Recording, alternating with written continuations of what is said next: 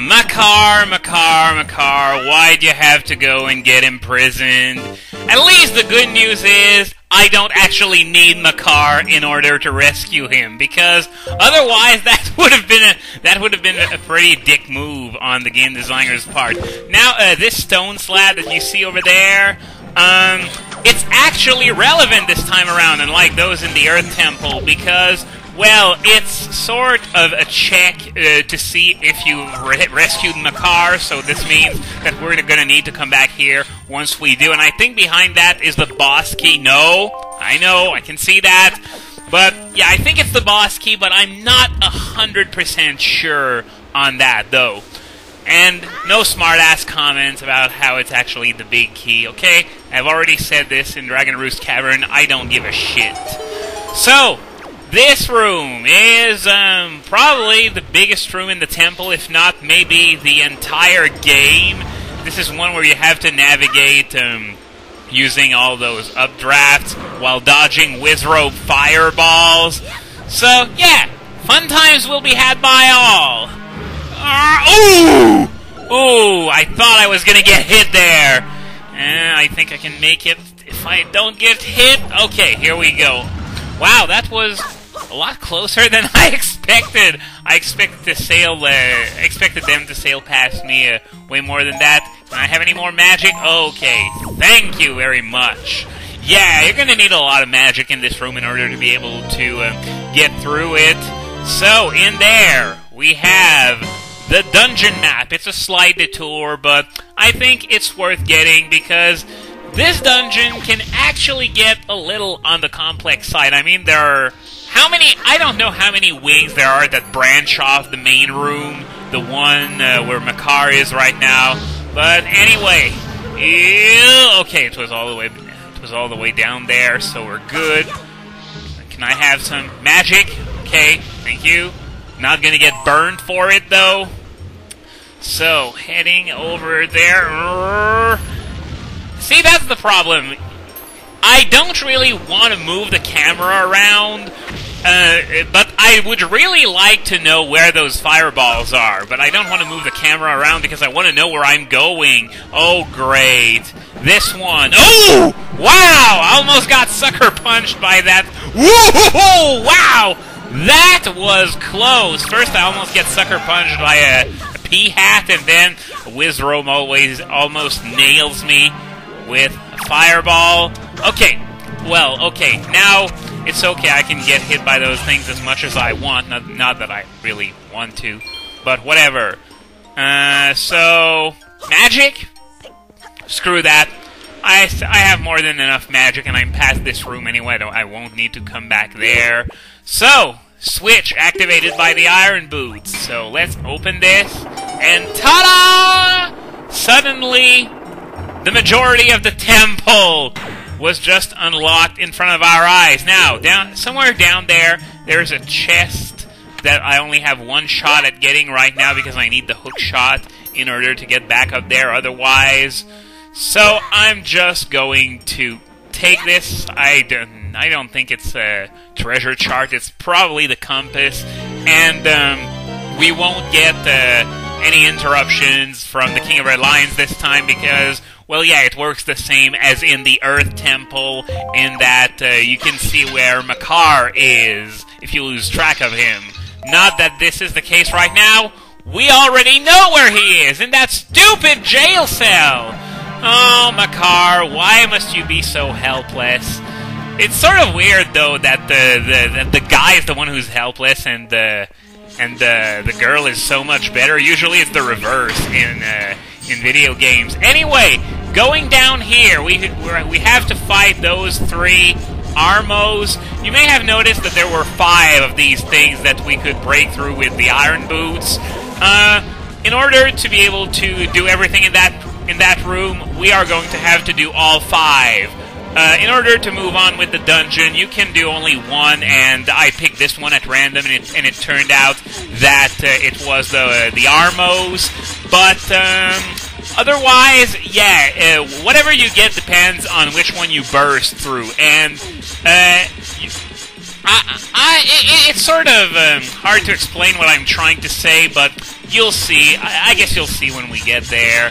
By the way, the sound that these spikes make, so annoying. They're like in my ears, and I'm just really tempted to bring the volume down a bit right now, but I don't know if I don't know if it's just gonna screw over everything, and I don't want to take that chance. Anyway, we got a small key.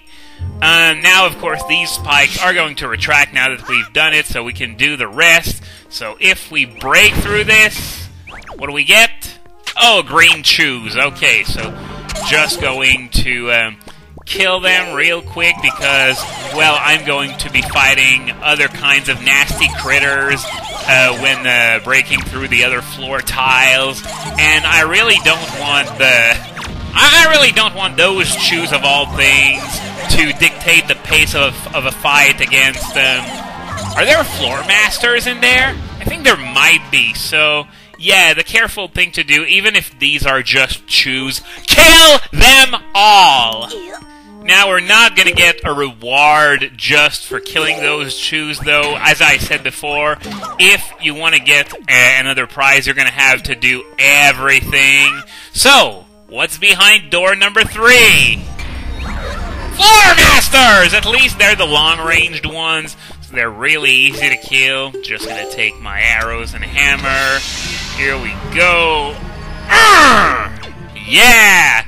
Now that's what I call killing with style. Oh man. It just feels so good when you get to kill those things without them offering much resistance. I mean, did you see how far I was and they still popped up? Not very smart. Then again, their hands, I'm not expecting them to have brains because, well, they're fucking hands, but still. Now, I think number 4 here is a freebie. Am I right? And the other one is red shoes. Yep, I'm right. So, just going to need to kill some red shoes. And after that, the reward will be ours. Now, usually when you have to do something even remotely complicated like this in a dungeon, the reward is usually treasure charts, and this is, of course, no exception. Now, I'm not sure if this particular treasure chart leads to 200 rupees or a piece of heart, because that's something I'm not sure I've mentioned before. In all the dungeons, except the Forsaken Fortress, obviously, but otherwise you have Dragonroo's Cavern, the Forbidden Woods, the Tower of the Gods, the Earth Temple, and the Wind Temple. In each of these 5 dungeons, there are 2 treasure charts. One of them always leads to 200 rupees, and the other one to a piece of heart. So it's a good idea to pick them up. Usually, the piece of heart is going to be for the most complicated one, and I have a hunch of where the other treasure chart is, and to be honest with you, it's incredibly easy to miss. Then again, so was this one, I guess, but it's so easy to just move on and forget about the other one that it's sort of crazy when you think about it. Of course, I'm going to cover that when the time comes. So, we got our small key from this room. So, I'm just going to kill that thing because it's pissing me off. And this other one here as well, I guess. These are going to become a real pain in the ass once we rescue Makar. And you're going to see why soon. So, before heading through this door, I'm just going to take my bow and change my arrows to fire. Okay, now we're good. We can open that door, and after all this time, Link still hasn't learned to open a locked door without breaking the key. Anyway, mini-boss time. You can hear the screech of Wizrobes. But this is no ordinary Wizrobe. This one is able to summon enemies, including yet another Wizrobe that can summon enemies. So, you want to keep that Darknut for last, as crazy as it sounds. Instead, you gotta go after the 2 Wizrobes and kill them with fire arrows, which deal twice as much damage as regular arrows. Now, usually I'm not a fan of using my magic power so much, but to be quite honest with you, these things are pains. And so far I'm doing good, because that other one didn't summon anything, and this one the boss one hasn't summoned anything yet. So, okay, so here we go. It can also attack with fireballs, of course, but sometimes it's going to summon all kinds of crap, which is going to get ridiculous with that Darknut around. So, here we go! This one goes down, so this leaves us with only one Darknut. I can deal with... Did I just see its armor shake in fear? It's really looked like it. I'm going to have to go back and watch it, but it sounds like when I was waiting for the parry attack to be triggered, it looked like the armor itself was freaking shaking. But anyway, now that this is done, we are going to get the dungeon treasure, which I've already mentioned a few times. It's the hookshot, and unfortunately, this isn't the cool variation of the hookshot that we got in the N64 games, or in Link to the Past, or in Twilight Princess. No, this is a severely watered-down hookshot that, it's just not as versatile as it was in those games. Anyway, now that we have it, we gotta find a way out of this room, because we're still locked in. So, what you want to do? See the hookshot target up there? Get up there, and wow, I didn't think it was going to hit because the little yellow thing wasn't there. Anyway, you hit that with the hammer, and then you're good to get out. So, now, we're going to deal with a part of this dungeon that doesn't make for the most riveting footage, because we're going to have to find our way back up to the floor we were on previously, and this is when we get to rescue Makar. Of course, this is if we manage to get up there. Well, of course we will. I'm trying to make it sound all dramatic and stuff, but it's not all that difficult. Now, I think there's one more platform I gotta go up to before gliding over to that one with the compass chest. Die! Just annoying me at this point. And, yeah, it's a good idea if one of these things comes near you, you wanna kill it, and they're pretty easy to kill, you know. If you throw the boomerang right after you get it, they won't fall all the way down, and it's not going to be as painful of an experience. So, here we have another one of these springs that are triggered by the iron boots. I gotta say, despite the iron boots not being used to sink in water, I gotta say they found some pretty interesting mechanisms to use them with in this game. The only thing that's missing is those magnetic floors from Twilight Princess, but hey, can't have everything in one game, I guess. Otherwise, it would sort of feel like, you know, they're just ripping stuff off from other games. And in a way, Twilight Princess, it already takes a lot from Ocarina of Time in terms of general game structure and stuff like that.